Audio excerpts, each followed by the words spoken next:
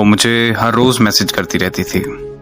मैं उसकी बातों से बेजार होकर और उल्टे सीधे जवाब देकर सो जाया करता था।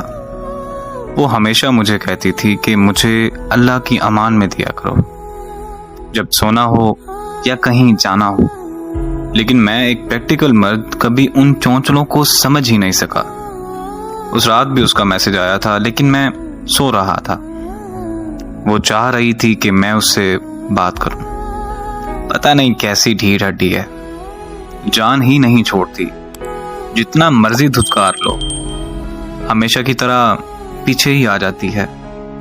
हाँ, मैंने दिया था उसके मैसेज का जवाब, लेकिन उसका मैसेज नहीं आया। फिर एक दिन उसकी कज़न का मैसेज आया। उसने मुझे बताया कि वो ढीठ हड्डी तो कैंसर की मरीजा थी और 1 महीना पहले ही वो इस दुनिया से चल बसी। अगर तो आप किसी के जज्बात की कदर नहीं कर सकते तो फिर उसे झूठे दिलासे भी मत दें, झूठी तसल्लियां भी ना दें। फकत आपके एक टाइम पास से किसी की जिंदगी उजड़ जाती।